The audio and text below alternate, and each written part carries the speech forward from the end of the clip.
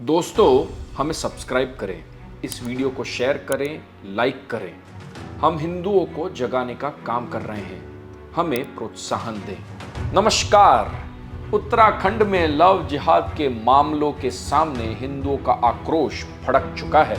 हमारे यहाँ मुसलमानों का मुद्दा आते ही राजनेताओं का सेक्युलरिज्म जाग जाता है, उन्हें मुसलमानों की चिंता होने लगती है। उत्तराखंड के लव जिहाद मामले में भी ऐसा ही हो रहा है। राजनेता कूद पड़े हैं और इनमें से एक महाशय हैं शफीकुर रहमान बर्क साहब।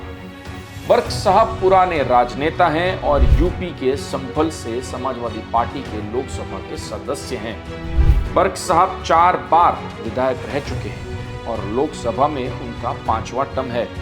बर्क साहब 3 बार मुरादाबाद से और 2 बार संभल से जीत चुके हैं। बर्क साहब अपने विवादित बयानों के लिए चर्चित हैं। वंदे मातरम को इस्लाम विरोधी गिनाकर उसका विरोध करने के लिए चर्चित हैं। और जहाँ तक देखिए वंदे मातरम का ताल्लुक है, वो it is against the Islam, he can not follow. Taliban की अफगानिस्तान से सत्ता वापसी का स्वागत करने के लिए चर्चित हैं। हमारा देश जब अंग्रेजों के कब्जे में तो सारा हिंदुस्तान आज़ादी के लिए लड़ रहा था। अब वहाँ का भी अमेरिका ने कब्जा कर रखा, पहले रशिया में था, पर जगह जगह उनका भी कब्जा, वो भी आज़ाद करना चाहते, अपने देश को आज़ाद कराना चाहते, तो उनका पर्सनल मामला है, इसमें हम क्या दखल देंगे। वैसे बर्क साहब 92 साल के हैं और अगले महीने 93 साल पूरे कर लेंगे। बुजुर्ग आदमी है, इसलिए उनके बारे में कुछ भी गलत नहीं बोलूँगा, ये हमारे संस्कार नहीं है।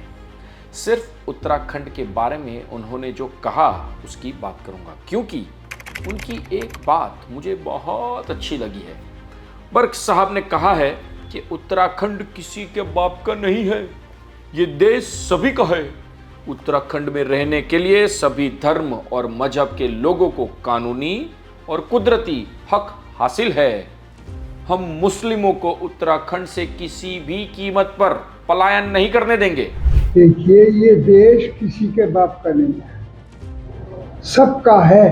हिंदुस्तान में जो भी लोग रहते हैं, छोटे बड़े गरीब अमीर, पर कोई भी किसी धर्म मजहब का आदमी हो, वो सब यहाँ के मालिक हैं। बात सही है साहब, ये देश सभी का है, लेकिन सभी उसको अपना मानते नहीं हैं।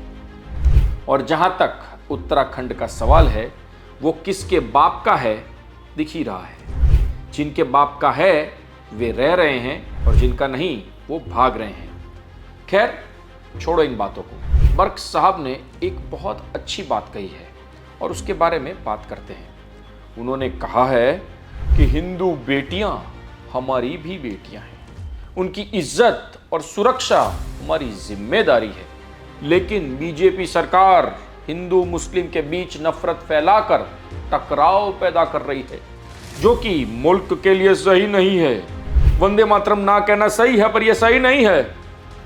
देश में साजिश के तहत मुसलमानों को निशाना बनाया जा रहा है। हिंदू बेटियां हमारी भी बेटियां हैं, उनकी इज्जत और सुरक्षा हमारी जिम्मेदारी है। ये उनकी बात सच है, दिल को छू गई है, लेकिन साथ में एक सवाल भी है। हिंदू बेटियां अगर आपकी भी बेटियां हैं और उनकी इज्जत और सुरक्षा आपकी जिम्मेदारी है, तो उसके लिए आप क्यों कभी खड़े नहीं हुए।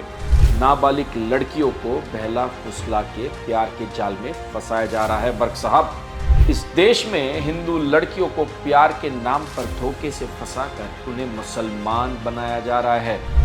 बर्क साहब, आपने कभी इसके खिलाफ आवाज भी नहीं उठाई।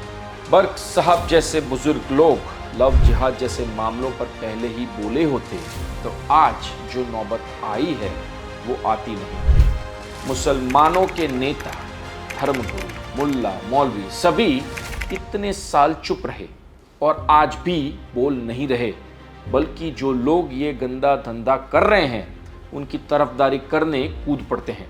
क्या इस तरह से आप हिंदू बेटियों को इज्जत देंगे? क्या इस तरह आप करेंगे हिंदू बेटियों की सुरक्षा? बर्क साहब, आपके दिखाने के दांत कुछ और हैं और खाने के कुछ और हिंदू ये जानते हैं।